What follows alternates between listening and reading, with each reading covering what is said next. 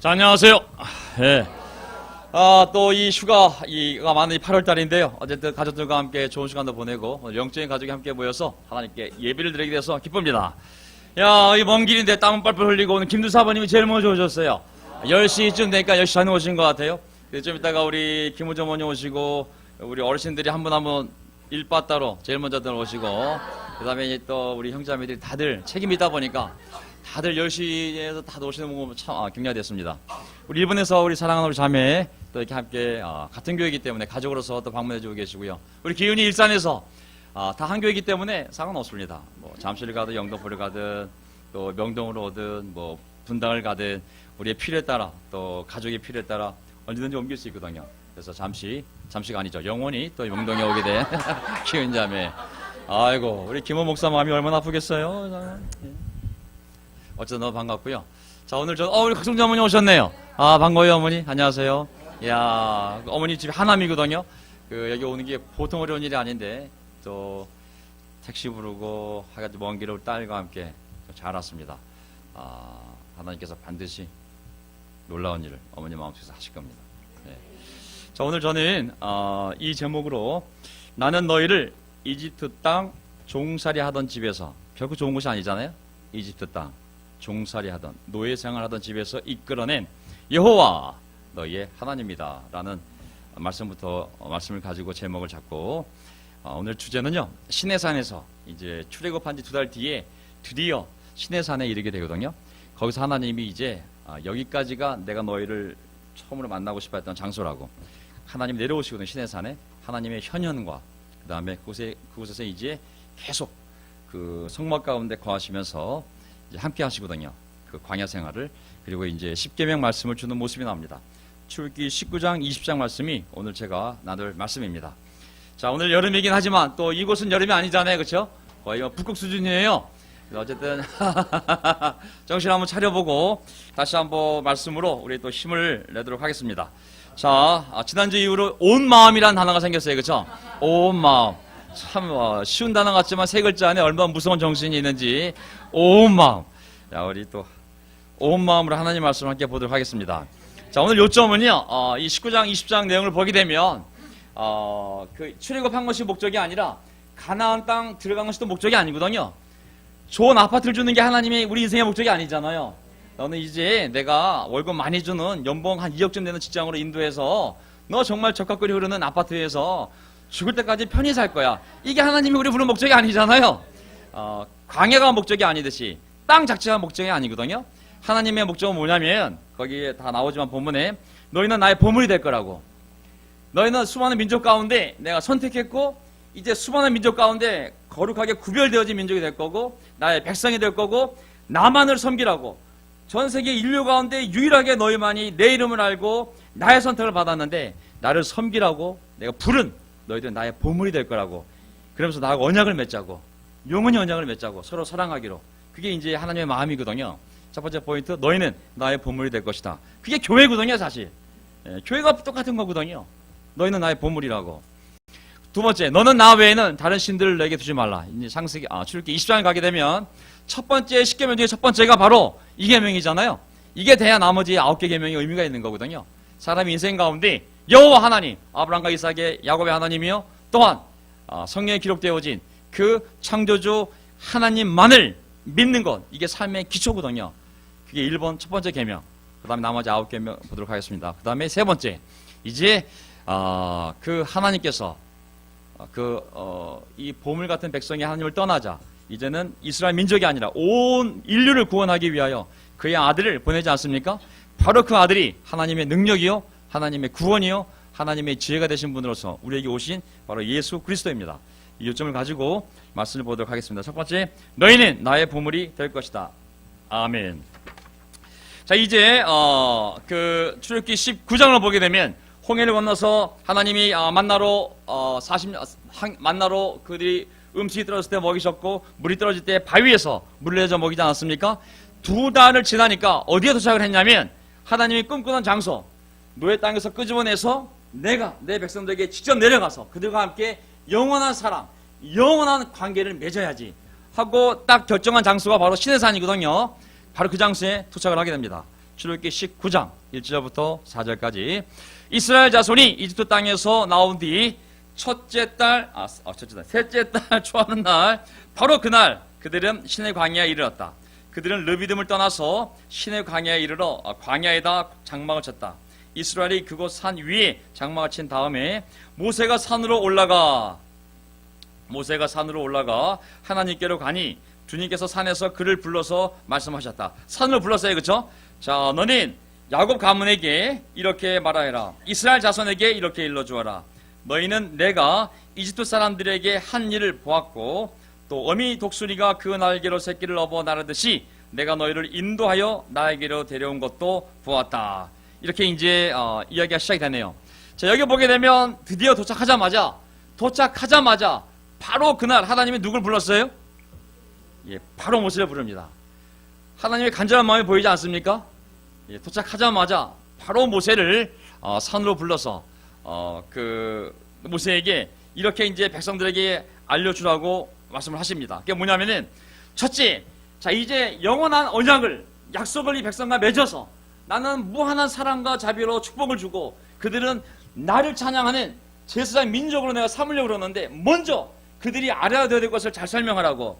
나는 누구냐면 언약을 맺을 나 하나님은 누구냐면 이집트 사람에게 한 일을 너희가 다 보았다고. 무슨 말인지 아시겠죠?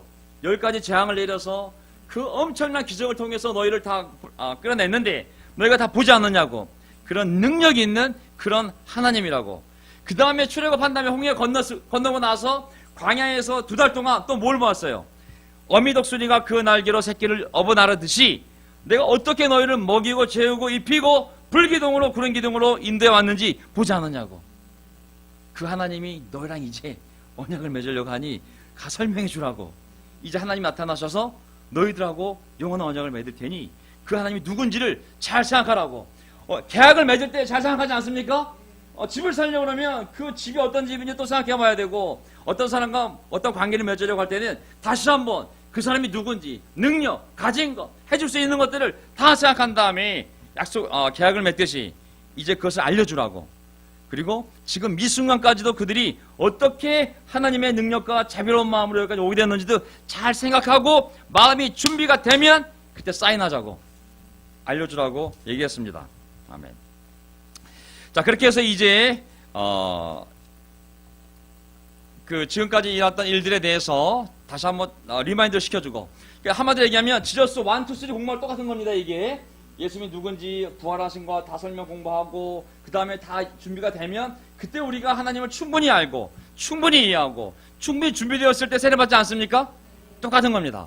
충분히 하나님 했던 일들을 기억하고 어떻게 인도했는지 어떤 일 하셨는지 그 다음에 우리가 여기 왜 왔는지까지 다시 한번 생각해보고 준비가 되면 사인을 하게 하신 거죠. 5절, 그러면 이제 무엇을 하고 싶냐면 그런 하나님을 너희가 믿는다면, 그런 능력 있는 하나님을, 그렇게 너희를 사랑하는 하나님임을 너희가 정말 믿는다면 내 마음이 어떤 마음이냐면 5절에 나와 있습니다.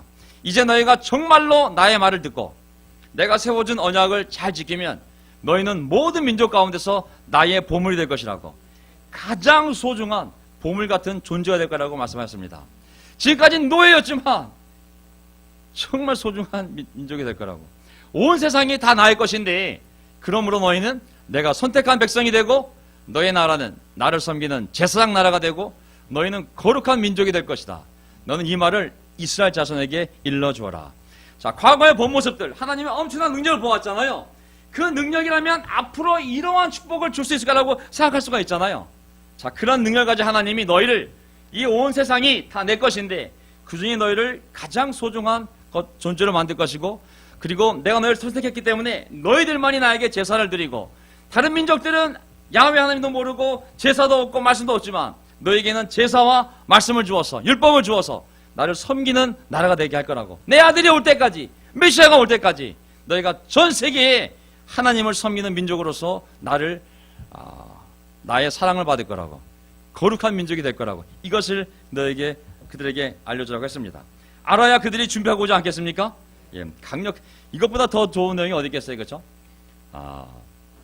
그래서 다시 내용을 정리해 보면, 하나님이 사인하기 전에, 자, 이 사인의 효과가 뭐냐면, 이 사인을 해서 하나님과 언약을 맺게 되면 하나님은 우리를 전 세계의 보물로 만들 것이고 가장 소중한 하나님이 선택한 백성이 될 거고, 그리고 수많은 민족 가운데 오직 이 나라만이 하나님께 제사를 드릴 수 있는 제사장 나라가 될 거고, 다른 민족과 구별되어진 하나님의 자비와 사랑이 머무르는 거룩한 민족이 될 거라고.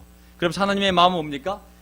하나님이 함께하는 민족이 어떤 복을 받는지를 전 세계에 보여줌으로 말미암아 자기 아들이 왔을 때 그 아들을 통하여 모든 민족이 구원받게 하는 것이 하나님의 계획이었음을 알 수가 있습니다. 자, 이런 선택을 받아서 우리도 이 자리에 오지 않았습니까? 아멘. 지금은 민족의 개념이 아니잖아요. 인종의 개념도 아니고, 누구든 이 약속을 믿고 예수의 이름으로 세례를 받으면 내가 너를 이 수많은 사람들 가운데 나의 보물로 만들 거라고, 나의 자녀가 될 거고, 그리고 내 몸이 되어서 정말 이 예배를 드리며 하나님을 섬길 수 있는 특권을 준다고 그랬거든요. 아멘. 하나님을 믿는 것도 특권이요, 하나님을 위하여 예배 드리는 것도 특권이요, 하나님을 위하여 고난을 받는 것도 특권이라고 얘기했습니다. 아멘. 고난도 특권이라고 그랬거든요. 참 심한 당하면 천국에 있으니까. 오늘도 성찬 내용이 참 좋지 않았습니까? 자기 삶의 실수지만 엄청난 고통. 하지만 그런 실수, 하지만 그러한 그 길을, 고통의 길을 알면서도 가신 예수님, 그분이 허락하신 이 모든 인생의 축복들 감사하며 나아가자고. 아멘. 예. 자, 그 다음에 이 보세요. 이제 7절. 모세가 돌아와서 백성의 장로들을 불러 모으고 주님께서 자기에게 하신 이 모든 말씀을 그들에게 선포하였다. 모든 백성이 다 함께 주님께서 말씀하신 모든 것을 우리가 실천하겠습니다 하고 응답하였다. 아멘 했어요? 아멘 안 했어요? 계약이라는 것은 아무리 뭐 주고 싶어도 상대방이 받을 준비가 되어 있지 않으면 못 주지 않습니까? 우리가 서영 공부할 때 그냥 빨리 세례받아. 여기 좋은 것만 있어. 뭘 망설여. 성경에 나오잖아요. 사도행 22장에 뭘 망설이냐고. 빨리 예수의 이름을 부르고 세례를 받아. 너의 죄를 씻어버리라고 얘기하고 있잖아요. 정말. 하지만 그들이 이제 보면은 그 내용을 듣고 모든 백성이 다 함께 주님께서 말씀하신 모든 것을 우리가 실천하겠다고.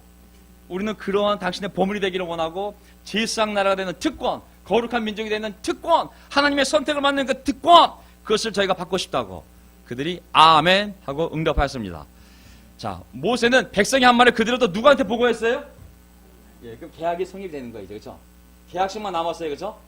하나님이 하신 얘기를 백성들에게 알려주었고, 백성들이 아멘 그 내용을 숙지했고 이해했고 동의했고 그 말씀대로 살겠다는 준비가 되어 있었기 때문에 이제 거꾸로 하나님께 가서 모세가 준비됐습니다. 백성들이 아멘 했습니다라고 말씀드린 거죠. 그러자 10절 주님께서 모세에게 말씀하셨다. 너는 백성에게로 가서 오늘과 내일 이틀 동안 2 days 그들을 성결하게 하여라. 그들이 옷을 빨아 입고서 옷이 이제 들어오나 봐요. 그 광야니까 뭐 땀도 나고 옷을 빨아 입고서 셋째 날을 맞이할 준비를 하게 하여라. 바로 이 셋째 날에 나 주가 온 백성이 보는 가운데서 신의 산에 직접 내려가겠다. 아멘. 난 성경 구절에 하나님이 직접 내가 내려가겠다는 구절을 여기가 처음이 아닌가 싶어요. 내가 직접 내려가겠다고. 모세야 네가 가서 도장 받아와라. 내가 도장 찍어줄게. 이게 아니라 내가 내려갈 거라고. 걔도 오게 하라고. 만나서 언약식을 맺자고. 내 입으로 직접 그들 귀에다 대고 얘기하겠다고. 불러오라고. 내가 직접 그들에게 내려가서 말로 취접하겠다고. 언제? 셋째 날. 단 하나님이 거룩한 분이잖아요, 그렇죠? 거룩 자체잖아요. 볼트로 따지면 우리가 100볼트면 거룩성에 있어서 하나님이 3만 볼트예요. 100볼트하고 3만 볼트가 만나면 어떻게 될까요? 전기는 전기지만 하나님의 형상은 있지만 타버리잖아요, 그렇죠? 제가 설명을 드렸잖아요. 일제가 120볼트였을 때 우리나라가 220볼트였어요. 그래서 어느 날 제가 우리 형이 아주 옛날에 소니 그 좋은 카세트를 사왔어요. 비싼 거를. 일본 갔다가. 근데 우리나라 소켓하고 모양이 안 맞는 거예요. 그래서 제가 모양 떡을 사가지고 꼽았어요. 그리고 아싸 그 팍 꽂자마자 어떻게 됐겠어요? 팍 나갔어요. 정말 팍 하게 나갔어요. 맞아 죽는 줄 알았어요. 난 이해를 못했어요. 전기가 흐름되는데 왜 터지지? 220볼트 120볼트 감당해. 안정이 틀리니까. 하나님이 3만 볼트예요. 거룩한 하나님이 딱 왔는데 100볼트짜리가 하나님 안녕하세요. 팍 하다가도 떨어져서. 전기 고압선 주의 아시죠? 그 길거리에 보면 고압 주의 나오잖아요. 접근하지 말 건. 접근하면 타 죽게 돼 있어요. 이 고압선이 뭐 교만하거나 신경 지나서 타 죽는 게 아니라 감히 100볼트가 3볼트 왔기 때문에 타 죽는 거예요. 그래서 하나님 준비시키는 거예요. 자, 거룩하지 않은 것이 거룩함을 만날 때 어떻게 되겠어요? 깨끗해져야 되는 거예요. 목욕하라고. 물질적으로도 목욕을 하라고. 옷을 다 빨라고. 그리고 성결하게 하라고. 거룩을 만날 준비를 하고 있으라고. 그렇지 않으면은 타 죽니까. 내가 내려온다고 그랬잖아요. 직접 내려간다고. 보세요. 어떤 일이 벌어지냐면, 옛날에 했던 설교 같은데, 어쨌든 이 내용을 정리해보면, 자, 하나님과 언약을 맺을 때, 우리가 세례받기 전에 성경 공부를 합니까? 안 합니까? 하잖아요. 지저스 1, 지저스 2, 지저스 3. 이게 뭐예요? 하나님의 능력, 하나님의 마음, 하나님의 계획, 하나님 우리 인생을 어떻게 할 것에 대한 약속을 이해하고 동의할 때 예수님을 주님으로 고백하고 세례받는 거 아니겠습니까? 마찬가지. 이제 그 백성들도 여호와께서 행하신 일들을 알고 하나님의 존재를 분명히 믿고 하나님의 능력을 충분히 이해하고 하나님이 얼마나 그들을 사랑하고 자비를 베푸시는지를 이해했을 때, 둘째, 그분이 제시한 언약의 내용, 아까 말씀드렸잖아요. 보물이 될 거고, 그걸 확인하고 이제 주님의 말씀을 지키겠다는 동의가 있어야 되잖아요.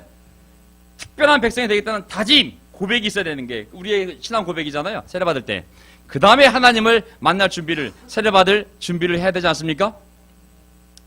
자, 12절을 보게 되면 이제 하나님과 이제 만나야 되잖아요. 하나님이 직접 그 내용을 설명해주고 백성들은 자기 귀때기로 직접 듣고 동의가 되면 피를 뿌려서 이제 언약식을 맺는 거예요. 우리는 세례식이고 그들은 피를 뿌리는 언약식이잖아요.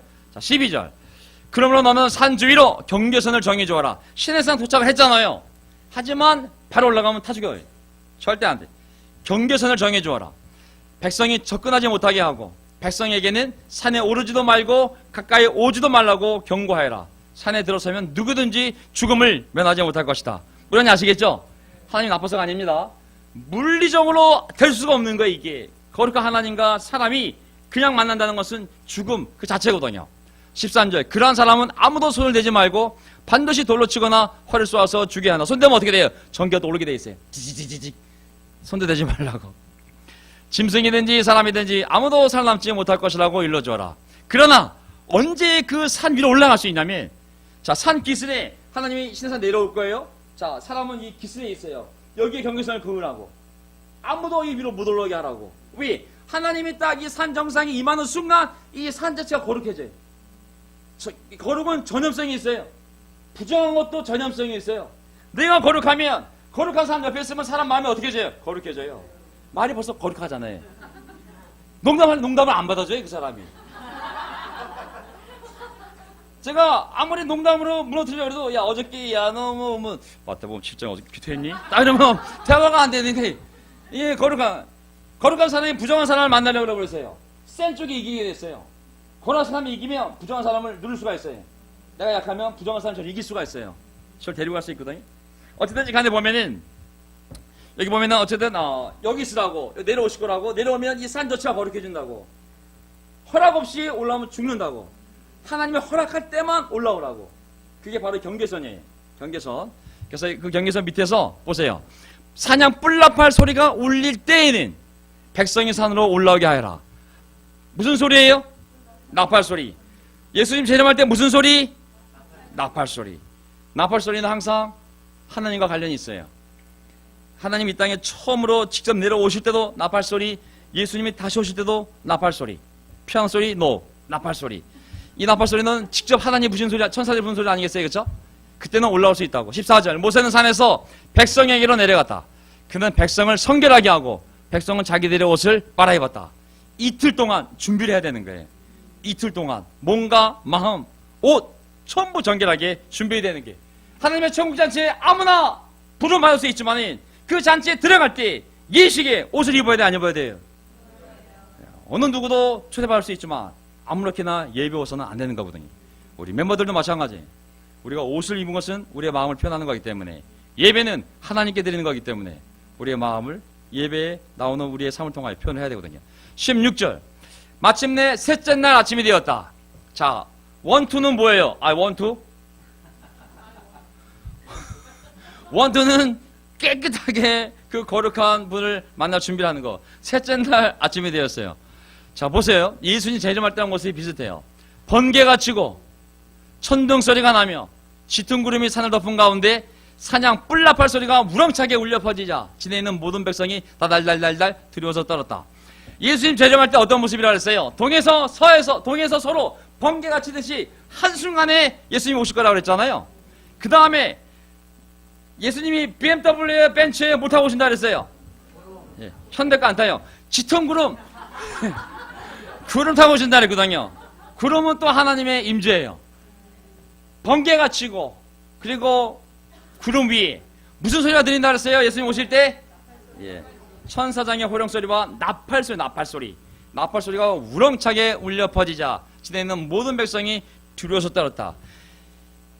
여호와 하나님이 처음으로 사람 사는 산에 처음 내려왔을 때도 이런 모습일 때, 다시 재림하실 예수님, 그분이 이 땅에 심판주로 오실 때 똑같은 모습이 재현될 수밖에 없는 것이죠. 17절, 모세는 백성이 하나님을 만날 수 있도록 진으로부터 그들을 데리고 나와서 산기슭에 세웠다. 이 숫자가 100만 명이 넘을 거 아니에요, 그렇죠? 200만 명의 사람도 있었어요. 그때 시내산에는 주님께서 불 가운데서, 뭐 가운데서? 오순절날 성령이 어떤 모양으로 내려왔어요? 불 모양으로 내려왔어요. 혀 모양이지만 불이 혀같이 내려온 거잖아요, 그렇죠? 하나님이 있는 곳에 불이 있어요. 성령의 불이 있어요. 말씀에 불이 있어요. 그곳으로 내려오셨으므로 온통 연기가 자욱했는데 마치 가마에서 나오는 것처럼 연기가 솟아오르고 온 산이 크게 진동하였다. 산이 감당을 해요, 못 감당을 해요? 시내산 가보셨어요? 아무 말씀 하지 마세요, 안 가보셨으면. 제가 가봤어요. 제가 가봤어요. 시내산 진짜 그거 가보면요, 영산이에요, 영산. 그 바위가 근데 그 산이 울려대잖아요.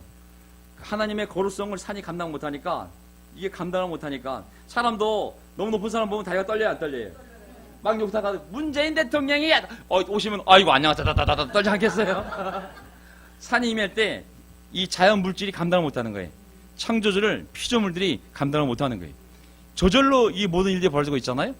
19절, 나팔 소리가 점점 더 크게 울려 퍼지는 가운데 모세가 하나님께 말씀을 하더니 하나님이 음성으로 그에게 대답하였다. 자, 모세는 하나님의 음성을 들은 자예요, 그렇죠? 어떤 목소리인지 궁금해요, 진짜. 자, 20절, 주님께서 시내산 꼭대기에 시내산 그 산 꼭대기로 내려오셔서 모세를 그 산 꼭대기로 부르시니, 내려왔잖아요, 그렇죠? 진짜 야훼 하나님께서 시내산 꼭대기로 직접 내려오셔서 그 산 꼭대기로 모세를 불렀어요. 모세가 올라갔다. 주님께서 모세에게 말씀하셨다. 너는 내려가서 백성에게 나 주를 보려고 경계선을 넘어 들어오다가 많은 사람이 죽는 일이 없도록 하라고 단단히 일러두어라. 나 주에게 가까이 오는 제사장도 자신을 성결하게 하여야 한다. 목사라고 까불면 안 된다는 거예요. 장로라고 까불면 안 된다는 거예요. 그렇게 하지 않으면 나주가 그들도 쳐서 죽일 것이다. 타이틀이 아무 소용이 없어요. 주님께서 그에게 말씀하셨다. 너는 어서 내려가서 아론을 데리고 올라오너라. 그러나 제사장들과 백성은 나에게 올라오려고 경계선을 넘어서는 안 된다. 그들이 경계선을 넘으면 나주가 그들을 쳐서 죽일 것이다. 쳐 죽인단 말이 좋은 말 아니에요, 그죠? 주일 아침부터 쳐 죽인단 말이 별로 이게 성경 말씀에, 근데 번역하신 분이 세게 번역을 했어요. 죽일 것이다 하면 되는데 쳐서 죽일 거라고. 이거 뭐 옛날 그 왕시대에 저놈을 쳐 죽여라 이게 표현인지 모르겠지만은 어쨌든 이게 안 되는 거예요, 그죠? 그러니까 하나님과 이 부정한 이 저만한 인간이 그렇게 만난다는 것은 그냥 이 죽음을 초래하는 거거든요. 반드시 죄 용서를 받아야 하늘 나라에 갈 수가 있어요. 아멘. 죄 용서를 받지 않고 어떻게 천국에 들어갈 수 있겠어요? 거룩한 곳에 다 용서가 되어져야지만 우리가 갈 수가 있는 거죠. 어쨌든 간에 죽는 표현이 이 짧은 구절 안에 3번 나와, 3번. 그만큼 거룩한 하나님에 대한 그분에 대한 온전한 두려움을 인간이 가져가기 위한 말씀이잖아요, 그렇죠? 예, 이런 분이 바로 하나님이라고. 목사, 장로, 대지사 아무 소용없다고. 거룩하지 않으면 볼 수 없고 그냥 죽임을 당할 거라고. 죽여서 죽는 게 아니라 그냥 죽는 거예요. 그래서 두 번째 보면 이제 십계명이 이제 주어지거든요. 십계명이 여기까지가 이제 출애굽기 19장이거든요. 그 다음에 20장을 넘어가게 되면 출애굽기 20장을 가게 되면 연 효과음? 십계명 효과음이에요. 두 번째 포인트, 너는 나 외에는 다른 신들을 내게 두지 말라. 로 시작되는 십계명을 하나님이 직접 하나님의 입으로 그 백성들에게 시내산 정상에서 하나님의 입으로 직접 자기 백성들에게 10계명을 주십니다. 직접 내려오셔서 직접 하나님의 음성으로. 야, 대단하지 않아요? 그 첫 번째 계명이 너는 나 외에는 다른 신들을 내게 두지 말라. 결혼관계 똑같아요. 부부 사이의 말과 똑같잖아요. 너 나 외에 다른 여자를 남자를 내게 두지 말라. 똑같습니다. 듣는 순간 죽음이다. 죽음이잖아요. 관계가 죽잖아요. 예. 끝나는 거죠. 그냥 끝나는 거죠. 발견 즉시. 출애굽기 20장 1, 2절. 이 모든 말씀은 하나님이 하신 말씀이다. 보세요. 나는 너희를 이집트 땅 종살이하던 집에서 이끌어낸 주 너희의 하나님이라고 시작하잖아요. 그렇죠? 자, 보세요. 하나님이 모인 백성들에게 직접 하나님의 목소리로 말씀하셨어요. 하나님의 자기소개, 설명, 우리도 뭐 어디 가면 자기소개를 하잖아요. 저는요, 이렇게 시작하잖아요. 하나님이 알려주는 거예요. 나는 여호와이다. 여호와는 누구예요? 출애굽기 3장에 알려주는 하나님의 이름을 스스로 존재하는 자. 그 하나님 나라보다. My name is 여호와. 예수님이 말씀, 나는 뭐다. 나는 여호와. 너희의 하나님이다. 이게 주어 동사입니다. 주어 수로입니다. 나는 여호와, 너희의 하나님이라고. 근데 그 하나님을 설명한 게 뭐냐면, 이 내용 보세요. 이집트 땅, 지긋지긋한 땅이잖아요. 남의 땅이잖아요. 종살이 하던 집, 노예생활하던 삶이잖아요. 거기서 이끌어낸 야훼, 너희의 하나님이다. 이 주가 야훼. 여호와인데 일부러 그 하나님의 이름을 망령되이 긋지 말라는 것 때문에 가능한 번역할 때 LORD 대문자로 쓴다 그랬잖아요. 그렇죠? 그냥 주 하나님을 하는데 주가 원래 야훼라는 이름을 그냥 발음 안 하려고 주님이라는 뜻으로 줄인 겁니다. 이 주가 한자잖아요. 한자. 그렇죠? 한자잖아요. 주가 주인 주자잖아요. 그래서 님자도 빼고 인자도 빼고 주만 쓰고 있는데 와닿지가 않아요. 그래서 그냥 이름을 읽기 좋아요. 이끌어낸 야훼 너의 하나님이다. 이 내용이 제가 설명해놨잖아요. 모세오경의 중심이죠. 초점이라고. 모세오경이 뭐예요? 모세가 쓴 첫 번째 다섯 번째 책이 창세기, 출애굽기, 레위기, 민수기, 신명기잖아요. 구약 39권의 핵심이 9권이잖아요. 이것대로 살면 복을 받고 이것대로 살지 않으면 저주를 받는다는 거잖아요. 그렇죠? 그 저주를 갖다가 풀려나는 그 백성들이 돌아와서 메시아를 기다리는 게 말라기 39권 이야기잖아요. 보세요. 구약성경의 핵심 내용이 바로 이 한 구절에 다 있는 거예요. 어떤 민족이든지 자기를 이끌어낸 그 노예 생활에서 그 고통스러운 삶에서 하나님의 능력과 그 은혜로 그렇게 독수리가 새끼를 품듯이 날라다가 그 놀라운 땅에 안착시킨 하나님의 은혜, 하나님을 잃어버리면 민족이 되었던 공동체가 되었던 교회가 되었던 개인이 되었던 그 삶이 어떻게 될지가 구약에 나와 있는 거거든요. 그래서 이 한 구절이 구약 성경 정치의 핵심이라고 얘기를 하고 있습니다. 나는 야훼 너희의 하나님이라고. 어떤 하나님? 너희의 그 지긋지긋한 수백 년 동안 울부짖었던 노예 생활에서 구출해낸 하나님이라고. 이걸 읽는 순간 그들의 삶은 고통스러워지는 거거든요. 오늘 성찬 내용도 마찬가지지만 우리가 예수님을 잃어버리게 되면 교회든 개인의 신앙이든 아무 의미가 없거든요. 사실은. 우리의 신앙 고백, 성찬을 왜 우리가 도냐면 우리를 그 지긋지긋한 죄의 노예 생활에서 우리를 구원해낸 그 예수님을, 그분의 아버지 하나님을, 야훼를 잊지 말자는 것이 성찬의 목적입니다. 아멘. 어떻게 잊지 않냐면 그분의 살과 피를 일부러 상징하는 빵과 포도주를 매주 찢으면서 띠껴진 살을 기억하고 포도를 마시면서 피를 기억하면서, 그것도 만지라는 게 아니라 먹으라고 그랬잖아요. 얼마나 강력한 행위예요. 그렇죠? 절대 잊지 말라고. 너희를 죽음에서, 지옥에서, 고통에서 건져낸 예수, 우리의 주님을 잊지 말라고. 그게 바로 우리가 매주 성찬하는 의미입니다. 자, 첫 번째 내용을 보게 되면요. 너는 나 외에는 다른 신들을 내게 두지 말라. 너희는 내 앞에서 다른 신들을 섬기지 못한다. 출애굽기 20장 3절에 첫 번째 계명이 나오거든요. 하나님이 처음으로 준 계명, 첫째 계명, 머리 계명, 근본 개념, 나머지 9가지 계명들의 기초가 되는 첫 번째가 뭐냐면 여호와께만 충성해야 한다는 거예요. 두 주인을 섬기지 못한다는 거거든요. 이게 돼야 나머지 9개 계명이 의미가 있습니다. 아는 내용이기 때문에 다 그냥 건너뛰겠습니다. 10분이죠. 아는 내용이기 때문에 건너뛰겠습니다. 두 번째 계명이 뭐예요? 우상을 만들지 말라고 그랬잖아요. 그렇죠? 하나님을 상상해서도 우상을 만들지 말고, 하나님 외에 엄청난 것들을 생각하면서 그게 신이라고 생각하고 우상을 만들지도 말고, 어떤 형태로든지 간에 우상을 만들고 거기다가 절하지 말라고 그랬어요. 절대 우상을 만들고 절하지 말라고 그랬어요. 왜? 하나님은 질투의 하나님이라고. 나 외에 다른 것에 충성하는 꼴을 보지 못하는 하나님이라고. 나는 너희를 10가지 재앙 이적을 통하여 홍해를 가르고 바람을 보내고 바위에서 물을 내고 100만 명이 넘는 사람을, 수백만 명이 되는 사람을 만하늘에서 만나를 내리고 이 땅에 데리고 온 너희의 주인, 주님 여호와 하나님이라고. 나 위에 다른 것을 신으로 여기고 송아지 우상, 개구리 우상, 그런 상들을 만들고 거기에 절하면 내가 절대 가만두지 않겠다는 것이 하나님의 마음이. 그러면서 4대까지 내가 벌을 내릴 거라고. 4대까지. 너무 어리석은 짓을 하기 때문에. 왜? 나는 질투하는 하나님이라고. 아내 여러분, 질투하지 않습니까? 사람의 본성에 질투가 있잖아요. 그렇죠? 나를 사랑해야 될 사람이 다른 걸 사랑하면 질투하지 않습니까? 나한테 와야 될 충성을 다른 걸 충성할 때 하나님이 질투를 일으킨다 그랬거든요. 자, 그 다음에 7절에 보면 세 번째가 뭐죠? 주님의 이름을 망령되이 함부로 부르지 말라. 그렇죠? 예, 이름이 굉장히 중요하잖아요. 이름 안에 모든 게 들어있어요. 누구도 저는 어린이 날짜도 제 이름 함부로 부르는 건 원치 않아요. 도연아 그러면 굉장히 기분 나쁠까요? 그렇죠? 하나님의 이름을 함부로 망령되이 읽지 말라고. 그 이름은 구원의 이름이요, 영원히 찬양받을 이름이요, 경배할 이름이지 농담 따먹게 하거나 함부로 너희들이 부를 이름이 아니라고. 아싸리 모음교를 빼서 발음을 못하게 만들었잖아요. 오히려 그 이름에 호소하고 그 이름으로 기도해야 되잖아요.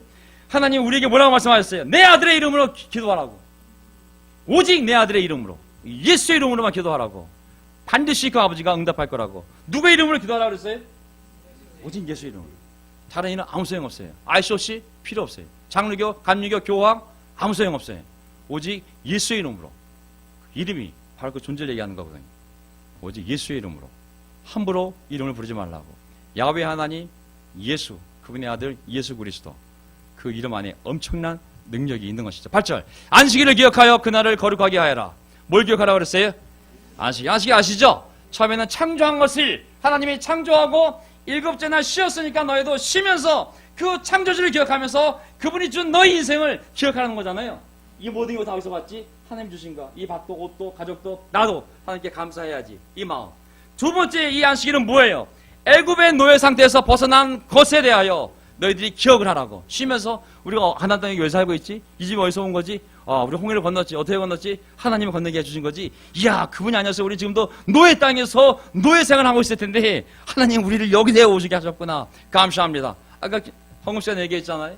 아무것도 아닌 전쟁터에서 우리를 이렇게 잘 살게 하신 하나님께 감사를 드립니다. 아멘. 그 부가 고마운 것이 아니라 그 부를 일으켜주신 하나님께 감사를 드리는 거잖아요. 그래서 이 부를 그냥 누리는 것이 아니라 용서받은 삶으로 제자로서 누리게 해주신 예수님께 감사하는 것이 또한 헌금의 시간 아니겠습니까? 아니 안식일을 안 지킨다는 건 뭐예요? 하나님을 잃어버린 거거든요. 안식일 지키는 거는 하나님을 잃어버렸거나 잊어버렸거나 아니면 감사함을 잊어버릴 때 굳이 안식일 지킬 필요가 없잖아요. 예배 안 오는 건 뭐겠어요? 오늘 이 주일 아침에 보게 되면 두 분의 사람이 있지 않겠어요? 하나님께 그 자기를 구원한 하나님을 기억하기 위하여 감사하기 위하여 모인 자들과 하나님이 어디 있냐? 내가 감사할 게 뭐가 있냐? 상가들로 놀러간 사람 두 분에 있지 않겠습니까? 우리 스스로 우리 행동으로 우리가 누군지를 믿는 자인지 안 믿는 자를 보여주는 거거든요. 물론 휴가 때 여기 오자는 걸 얘기하는 거 아닙니다. 일상적인 삶에서 얘기하는 겁니다. 저는 추천드려요. 교회가 주부리를 다 함께 갈 수 없을 때는 가족들 데리고 1박 2일 갔다 오세요. 주일 아끼고 거기서 예배 드리고 좋은 시간 보내시기 바랍니다. 12절. 너희는 부모를 공경하여라. 무서운 구절이잖아요. 그래야 너희는 주 너희 하나님이 너에게 준 땅에서 오래 살 것이다. 장수와 축복이 어디에 걸려 있어요? 하나님 신앙과 부모에 대한 공경에 달려 있어요. 무서운 구절이 그래야 오래 살 거라고. 그래야 밑줄 치고 그래야 이거 부모를 공경하여라. 어려운 구절이에요. 그래야 자, 그 다음에 살인하지 못한다, 간음 못한다, 도둑질을 못한다. 16절 거짓 증언, 법정에서 거짓 증언 하지 마라. 17절 탐내지 마라. 이웃집 거 탐내지 마라. 자, 17절이 이 십계명을 보게 되면 여호와의 관계 속에서 살아가는 아주 근본적인 원칙이에요. 그렇죠? 하나님 믿는 사람이, 그 다음에 하나님이 직접 자기 백성들에게 자기 입으로, 하나님의 입으로 직접 말씀하신 유일한 말씀이에요. 구약 성경의 10계명을 중심으로 모든 레위기법이 다 만들어진 거 아니겠습니까? 어떻게 하나님을 섬길지 제사법이 바로 레위기법이잖아요. 그렇죠? 어떻게 믿는 백성들끼리 서로 이렇게 살아가야 될지 레위기법이 다 나와 있어요. 자, 이 십계명이 구약 39권의 하나님의 마음을 담은 가장 근본적인 헌법 같은 말씀이 되겠습니다. 이 말씀이 끝났을 때 어떻게 됐을까요? 또 온 백성이 천둥 소리와 번개와 나팔 소리를 듣고 산의 연기를 보았다. 백성은 그것을 보고 두려워 떨며 멀찍이 물러섰다. 그들은 모세에게 말했다. 어른께서 우리에게 말씀하십시오. 우리가 듣겠습니다. 하나님이 직접 우리에게 말씀하시면 우리는 죽습니다. 하나님 음성을 듣는 순간 너무 놀란 거예요.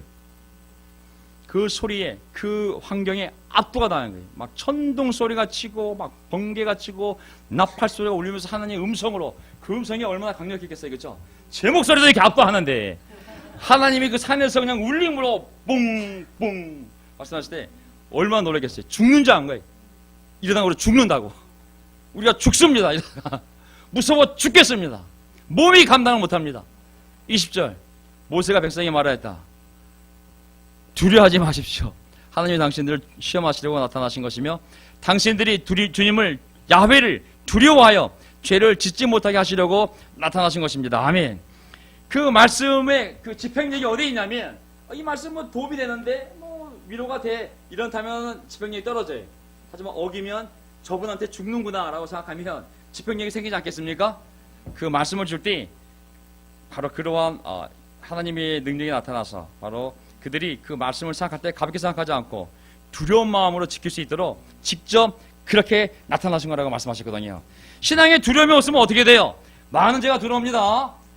신앙에 두려움이 없으면 겁을 잃어요. 겁을 잃으면 인터넷 사이트 포르노도 보고 여자 사진도 보고 완전히 겁을 상실하게 되면 굉장히 멀리 가게 되어 있어요. 하나님 우리 생명을 가져갈 수 있습니다. 우리가 살아있는 이유는 나의 보물처럼 제사장 나라가 되고 거룩한 백성이 되어서 하나님을 찬양하고 하나님을 전하기 위해서 우리의 생명을 놔둔 것이지 난 너에게 네가 그냥 잘 먹고 잘 사는 게 너무 보기 좋아 이래서 놔둔 것이 아니거든요. 우리가 죄를 그것이 뭐 게임 중독이 되었던 뭐 게임과 연관되었던 뭐 프로그램 왔던 무슨 뭐 이렇게 죄를 짓고 그것이 생활 패턴으로 가게 되면 하나님 부를 때가 옵니다. 정신을 바짝 차리세요. 이거는 목사가 뭐 회개하고 듣고 뭐 형제한테 얘기하고 이슈가 아니에요. 어떤 사람의 삶이 더 이상 하나님을 찬양하고 제사장으로서 복음을 전하고 그렇게 삶으로 말미암아 살아계신 하나님을 증거하는 삶이 안 된다면 굳이 그 삶이 무슨 의미가 있겠어요? 하나님 앞에 사람들 앞에 더 많은 죄를 짓기 전에 하나님이 데려가지 않겠습니까? 그래서 우리가 죄에 대해서는 뭐 고백을 해야 돼요, 말해야 돼요, 누구한테 해야 돼요, 몇 번 해야 돼요, 그 이슈가 아닌 거예요. 하나님에 대한 두려움을 가지고 우리가 그 죄를 쌓아간 것이 중요한 것이죠. 자꾸 넘어지면 병이라고 인정하세요. 아, 내가 중독됐구나. 내가 게임을 못 끊는구나. 아, 내가 이걸 못 끊는구나. 병인 거예요. 병은 의사한테 가요. 의사가 누구예요? 예수예요. 그리고 간호사인 형제자매들에게 고백해야 되는 거예요. 날 위해서 기도 좀 해달라고. 내가 입이 컨트롤이 안 된다고. 내 힘으로 안 돼. 기도해 주세요. 성령의 도우심이 아니면 저 못 끊어요. 그렇게 겸손하게 도움을 구하라고. 그게 바로 서로 죄를 고백하라는 것입니다. 그래서 세 번째가 바로 그리스도는 하나님의 능력이요. 하나님이고요. 자, 끝났습니다. 이 내용을 보면요. 9절만 몇 개 있는데 9절. 자, 모세가 누구예요? 이제 모세는 이스라엘 민족에게 하나님의 율법 중개자잖아요. 그렇죠? 이제 그 하나님의 온 인류에게 새로운 율법을 주었어요. 새로운 말씀을 명령을 주었어요. 그게 누구예요? 바로 예수예요. 예수님은 그 말씀의 중보자이자 동시에 그 자신이 말씀이에요. 그래서 말씀 대신 그리스도라고 말씀하시잖아요. 보세요. 마태복음 3장 16절에 보세요. 시내산에서 하나님이 내려오셔서 그 음성으로 직접 그 백성들에게 말씀하신 것처럼 그 아들이 직접 내려와서 세례를 받고 이제 본격적으로 하나님의 말씀을 세상에 전파하려고 할 때 하나님 아버지가 이렇게 얘기한 겁니다. 예수께서 세례를 받으시고 물에서 올라오셨다. 그때 하늘이 열렸다. 개천절. 그는 하나님의 영이 비둘기같이 내려와 자기 위에 오는 것을 보셨다. 그리고 하늘에서 소리가 나기를 이는 내가 사랑하는 my son, 내 아들이라. 내가 그를 너무 기뻐한다. 증거해 준 거예요.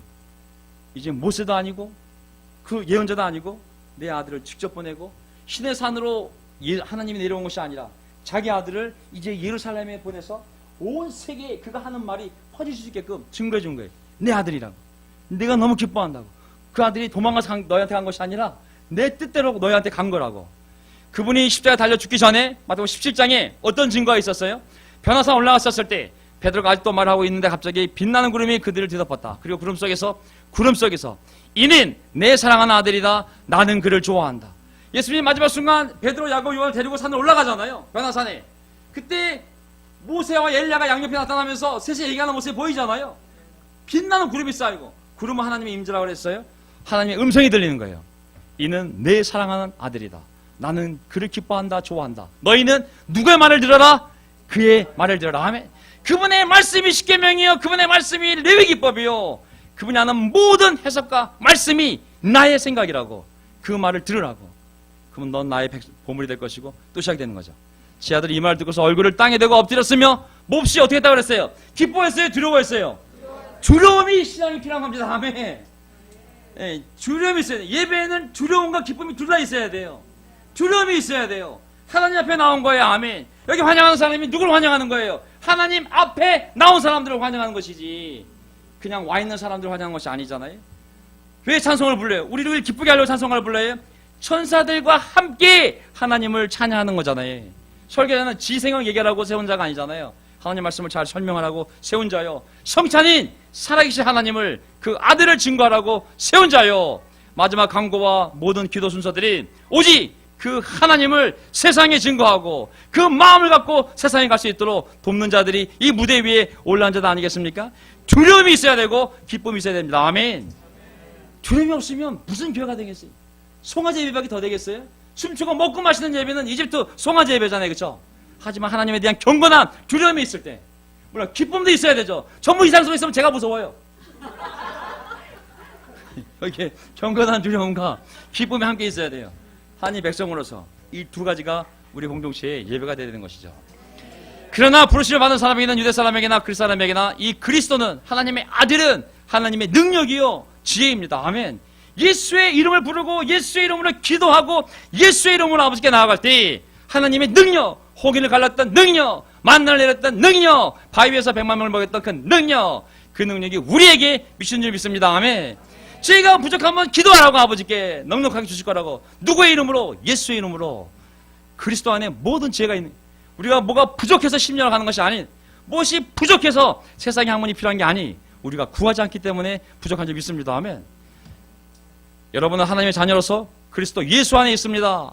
그는 우리에게 하나님으로부터 오는 지혜가 되시며 의와 거룩함과 구원이 되었습니다. 예수님 안에 모세가 있어요. 십계명이 있어요. 레위기법이 있어요. 하나님이 있는 거거든요. 그 예수 외에 무엇이 더 필요하겠습니까? 예수 외에, 그리스도 외에 우리가 살아가는데 더 무엇이 필요한 것이 있냐는 거죠.